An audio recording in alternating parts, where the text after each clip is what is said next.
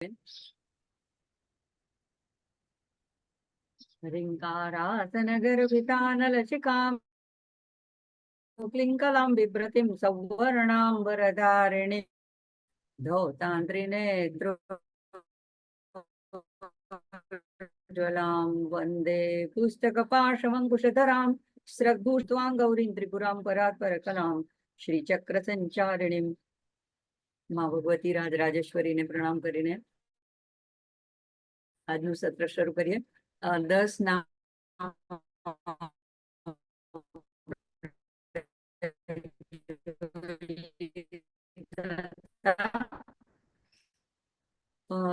અહીંયા જે 100 નામ હશે તો આપણા બધાના જન્મના એકત્ર હોય છે અને આપણી જન્મ કુંડળીમાં 27 એ એક નક્ષત્રના 4 પાદ કહેવાય છે, એટલે ટોટલ 127 ગુણ્યા 4 108 થાય છે. તો દરેક જે પૃથ્વી પર વ્યક્તિ જન્મે છે એ આ 108 માંથી જ કોઈ એક પાદમાં એનો જન્મ થાય છે. તો એ આ 108 નામ એક રીતે એ બધા જ માટે જાણે કે માંગલ્યનું સૂચક છે, અથવા તો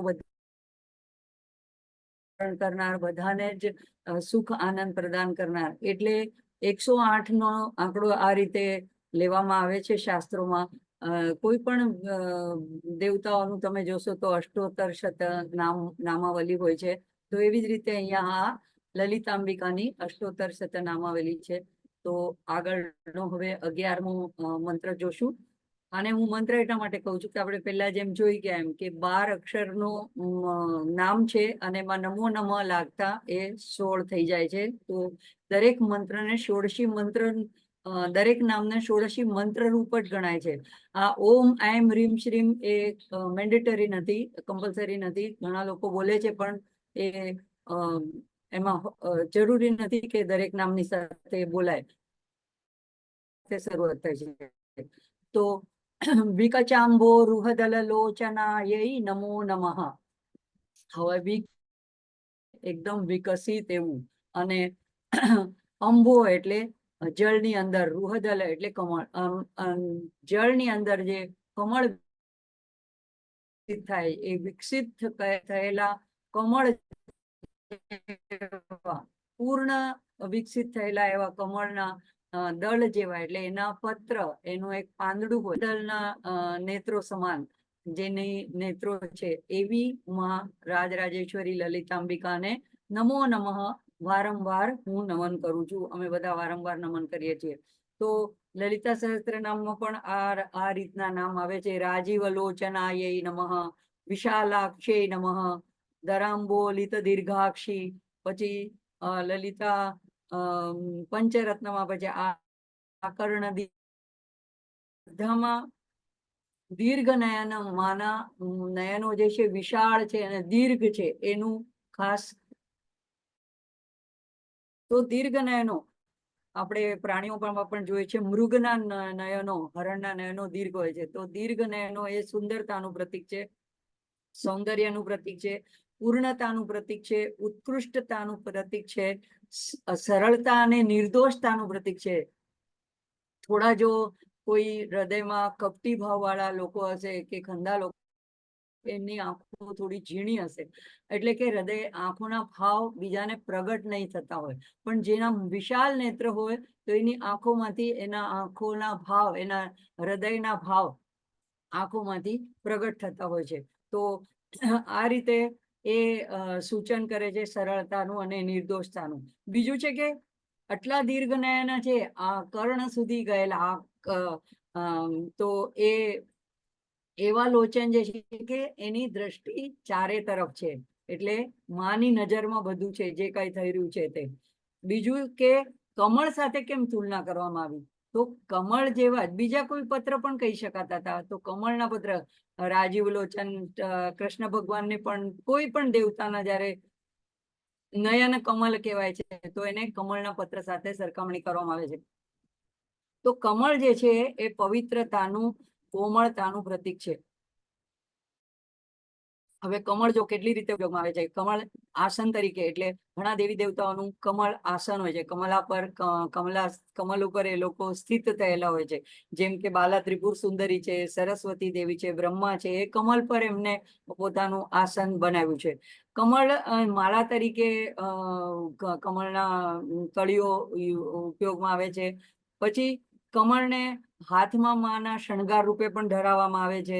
એની કમળના ફૂલની અંદર જ્યારે એનો પત્ર હોય છે, એની અંદરથી જે બી નીકળે છે એને કમલગટ્ટા કહેવાય છે. તો એ જપમાળા બનાવવા માટે, લક્ષ્મીજીની આરાધના કરવા માટે એની જપમાળા તરીકે પણ એ ઉપયોગમાં આવે છે. અને કમળના બીની એટલી બધી ખાસિયત છે કે 20,000 વર્ષ સુધી પણ એ પાણી વગર રહી શકે છે, એટલે એ ખરાબ થતું નથી. જેમ રુદ્રાક્ષની માળા, સ્ફટિકની માળા, એમ કમળના બીજની, કમલગટ્ટાની માળા પણ જપ કરવા માટે ઉપયોગમાં લેવામાં આવે છે.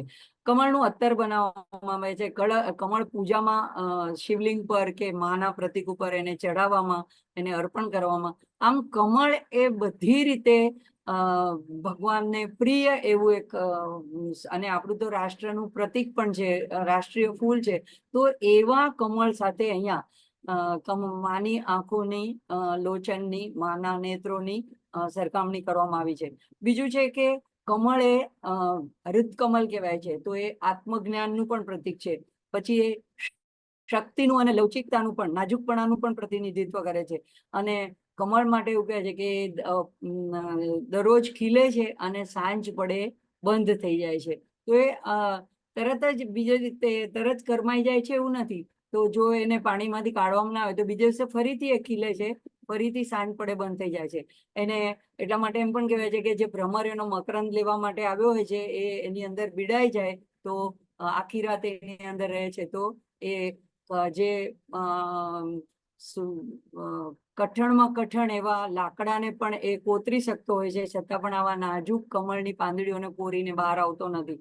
તો એ કમળ જે છે એ નૂતનનું, નવીનીકરણનું, પુનર્જન્મનું પ્રતીક છે. દરરોજ ખીલે છે, દરરોજ બીડાઈ જાય છે. તો આ રીતે અનેક રીતે એના પ્રતીક તરીકે ઉપયોગમાં આવ્યા છે. એટલે એવા કમળના પાંદડાની અહીંયા એના દળની, એના પત્રની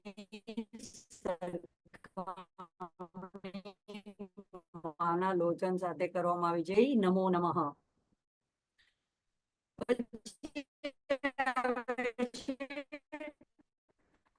શરદ ચાંપડિયા હેરાના વદનના બધા મંત્રરૂપ નામોની એક પછી એક એની ચર્ચા કરી રહ્યા છીએ. તો માનું જે લલિતા શાસ્ત્ર નામમાં આવે છે, તો જે ઉપરનો ચહેરાનો ભાગ છે એ વાગ્ભવપૂત છે. એટલે અહીંયા જેટલા નામ છે એ એકને કોઈને કોઈ રીતે જ્ઞાન સાથે પણ સંકળાયેલા છે. તો અહીંયા શરદ ચાંપેય પુષ્પાભનાસિકાય નમો નમઃ. શરદ ચાંપેય તો લલિતા સહસ્ત્રમાં નામમાં પણ આવે છે. નવચંપક પુષ્પાભ નાસા દંડ વિરાજિતા. તો ચંપાનું પુષ્પ, પણ ચંપાનું પુષ્પ તમને અત્યારે જોશો વસંત ઋતુમાં પણ ખીલેલો હોય છે ચંપો, પણ એના પછી તરત જ ગરમી વધી જાય છે, તો એ ચંપો તરત જ કરમાઈ જાય છે. જ્યારે શરદ ઋતુમાં જે ખીલેલો ચંપો હોય છે, પીળો ચંપો હોય છે, સુવર્ણ રંગનો ચંપો હોય છે, તો એ શરદ ઋતુ આહ્લાદક ઋતુ હોય છે.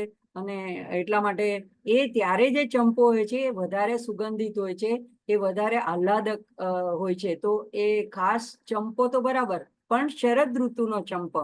અને એટલે માનો વિગ્રહ પણ જાણે કેવો છે કે સુગંધિત અને આકર્ષક છે. એટલા માટે એને અહીંયા ચંપાના ફૂલનું પ્રતીક લેવામાં આવ્યું છે.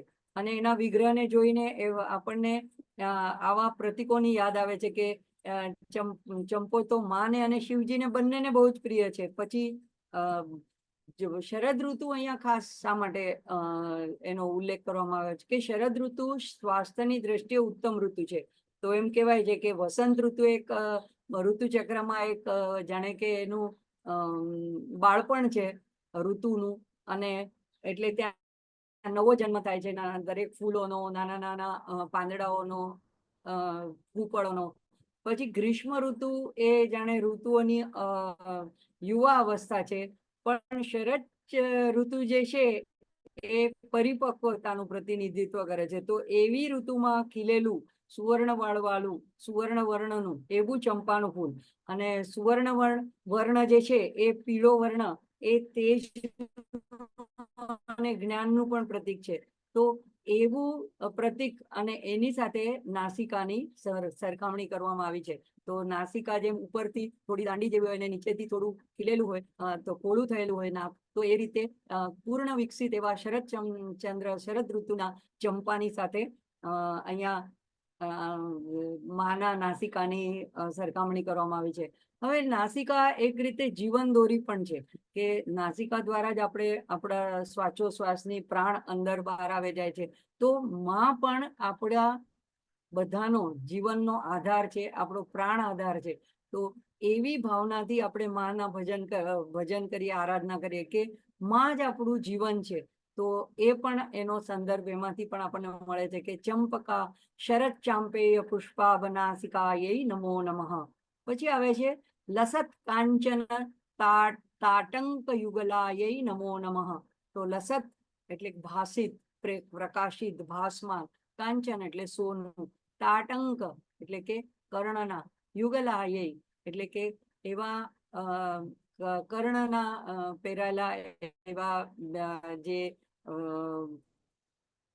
સોનાના કુંડલ છે એનું અહીંયા વર્ણન કરવામાં આવે છે કે એ કેવા છે, લસત કાંચન, સોનાના બનેલા છે અને ખૂબ ભાસમાન, પ્રકાશિત. તો સુવર્ણ એ હંમેશા એક ઉત્કૃષ્ટ ધાતુ તરીકે તો એનો હંમેશા ઉપયોગ કરવામાં આવે છે. એને ક્યારે કાટ લાગતો નથી. સુવર્ણ એ ક્યારે પોતે મેલું થતું નથી. મતલબ કે એને તપાવીને જ્યારે એકવાર એના બનાવવામાં આવે તો વર્ષોના વર્ષો એ સુવર્ણ એવું ને એવું જ રહે છે. એટલે એટલા માટે એને પ્રમુખ મુખ્ય ધાતુ તરીકે માનવામાં આવે છે. એને માના કે કોઈ પણ દેવતાના અલંકારમાં સુવર્ણને મુખ્ય સ્થાન આપવામાં આવે છે. તો એવા માના કર્ણના કુંડલો છે. તો આપણને અહીંયા લલિતા સહસ્ત્રનામનું પણ નામ યાદ આવે છે, તાડંક યુગલી ભૂત તપનો ઉડુપ મંડલા. તો ત્યાં એમ કીધું છે કે તપન અને ઉડુપ એટલે કે સૂર્ય અને ચંદ્ર એ માના બે કુંડલમાં ત્યાં સ્થાપિત છે. એના કુંડલ બનાવીને માએ પહેર્યા છે, એટલા માટે કે એ પ્રકાશ આપનારા છે. સૂર્ય દિવસે પ્રકાશ આપે છે, ચંદ્ર રાત્રિએ પ્રકાશ આપે છે. તો એ પ્રકાશિત, ભાસમાન એવી ઉજ્જવલ એવી વસ્તુઓ માએ પોતાના કુંડલ રૂપે ધારણ કરી છે. બીજું એ છે કે આપણી કાળગણના પણ આપણે સૂર્યની ગતિ અને ચંદ્રની ગતિ પ્રમાણે, એના ભ્રમણ પ્રમાણે કરીએ છીએ. તો એક રીતે કાળને પણ માએ પોતાના વશમાં કરીને એને કુંડલ રૂપે ધારણ કરી લીધો છે. કારણ કે માં એને ધારણ કરે છે એટલે કાળથી પરે છે, મહાકાળની અર્ધાંગીની છે. તો લલિતા સહસ્ત્રનામમાં બીજું પણ આવે છે, કનત કટક તાટંકાય. તો એવા કાળને માએ કંડળ રૂપે ધારણ કર્યા છે.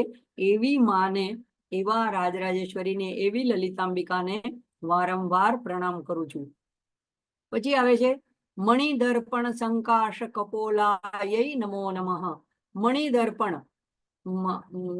જાણે કે મણિઓ હોય, એટલે કે પદ્મરાગ કે એવા શિલાદર્શ પેલા પણ આવ્યું હતું. તો એવા લલિતા સહસ્ત્રનામમાં આવે છે, પેલા પદ્મરાગ શિલાદર્શ પરિભાવી કપોલ ભૂ. ત્યાં કપોલની સરખામણી પદ્મરાગ શિલા સાથે એટલે કે પદ્મરાગ મણિ સાથે કરવામાં આવે. તો એ મણિને જ્યારે ખૂબ ઘસવામાં આવે તો ચકચકિત કરી દેવામાં આવે.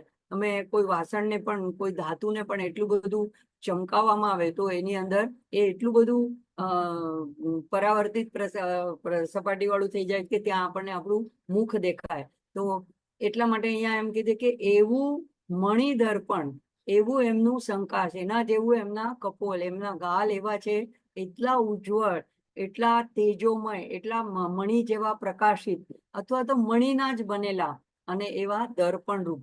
તો અહીંયા વાગ્ભવકૂટ આપણે વાત કરીએ એમ કે એનું વર્ણન ચાલી રહ્યું છે. તો વાગ્ભવકૂટ જે છે એ જ્ઞાન, ધર્મ, શાસ્ત્ર, પાંડિત્ય, વિદ્યા એનું પ્રતીક છે. તો એવા પ્રકાશમાન એમના કપોલ છે. એટલે જ્યાંથી આવા જ જ્ઞાનનું તેજ પ્રકાશિત થઈ રહ્યું છે, નિર્મળ તેજ. અને એટલે જ એને અહીંયા દર્પણ કીધું છે કે દર્પણ જે હોય છે એને પરાવર્તિત કરે છે, જેવું હોય એને સામે રજૂ કરે છે. તો અહીંયા મણિદર્પણ સંકાશ કપોલાય નમો નમઃ.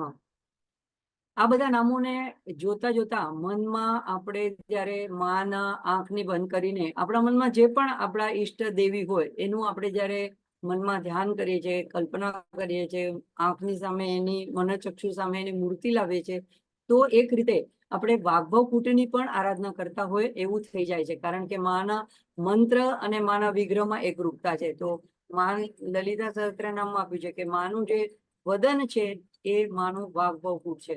તો ઇનડાયરેક્ટલી અનાયાસ રીતે આપણે વાગ્ભવ કૂટનું વર્ણન કરી રહ્યા છીએ અથવા તો એનું ચિંતન મનન કરી રહ્યા છીએ. પછી આવે છે તાંબૂલ પૂરિત સ્મૈર વદનાય નમો નમઃ. તાંબૂલ પાનનું બીડું અને પૂરિત સ્મૈર વદનાય, એવું જાણે માએ પોતાના મુખમાં તાંબૂલ ધારણ કર્યું છે અને એને ચરવણ કરી રહ્યા છે અને એમનું જેવું વદન હોય. હવે તાંબૂલ એ લલિતા સહસ્ત્રનામમાં પણ આવે છે કર્પૂર બીટિકા મોદ સમાંતર દિગંતરા. જ્યારે માં એકદમ પ્રસન્ન વદન હોય, આ તાંબૂલ ષોડશોપચારમાં ક્યારે નિવેદિત કરવામાં આવે છે કે જ્યારે નૈવેદ્ય આપી દેવાય, નૈવેદ્ય આપ્યા પછી છેલ્લે મુખ શુદ્ધિ માટે અને સુગંધ માટે તાંબૂલ અર્પણ કરવામાં આવે છે. તો એટલે કે ત્યારે માં આવી ગયા છે, એને આપણે બધી રીતે એનું પૂજન કરી લીધું છે, એમને વસ્ત્ર અલંકાર અર્પણ કરી દીધા છે, પછી નૈવેદ્ય પણ અર્પણ કરી દીધું છે, માએ જમી લીધું છે અને હવે માં તાંબૂલ પોતાના મુખમાં રાખીને ધીમે ધીમે એને મંદસ્મિત કરતા કરતા ચરવણ કરી રહ્યા છે. તો એટલે ત્યારે એ પાનનું બીડું જે છે, લલિતા સહસ્ત્રનામમાં હજી પણ એક આવે છે નામ તાંબૂલ પૂરિત મુખી.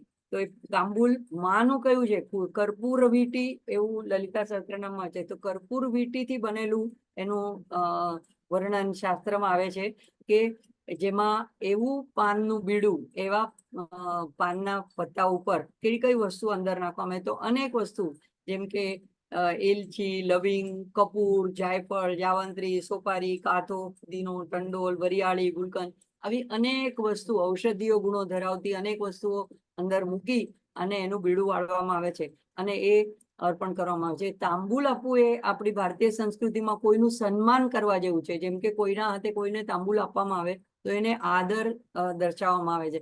કોઈ રાજા તરફ, રાજ્યમાં કોઈ ગાયક હોય કે કોઈએ કંઈ કોઈનું બહુમાન કરવાનું હોય, તે રાજા તરફથી જો એને તાંબૂલ અર્પણ કરવામાં આવે તો એને બહુ મોટું મહાન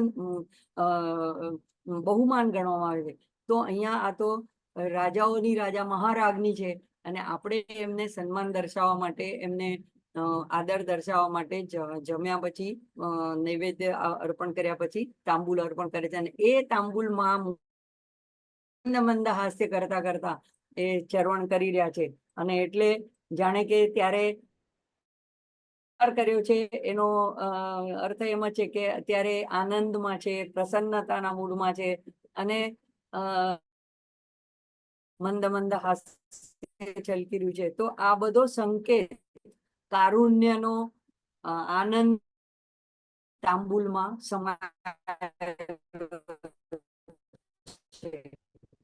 અને એમાંથી જ સુવાસ બધે પ્રસરી રહી છે. આટલી બધી સુગંધિત દ્રવ્યોથી બનાવેલું પાન છે એટલે, અને એ દિગંતરમાં બધાને આકર્ષિત કરી રહી છે. તો તાંબૂલ પૂરી વદનાય નમો નમઃ. આજે આપણે અહીંયા જ રોકાશું અને થોડું અનુપઠન લઈ લેશું.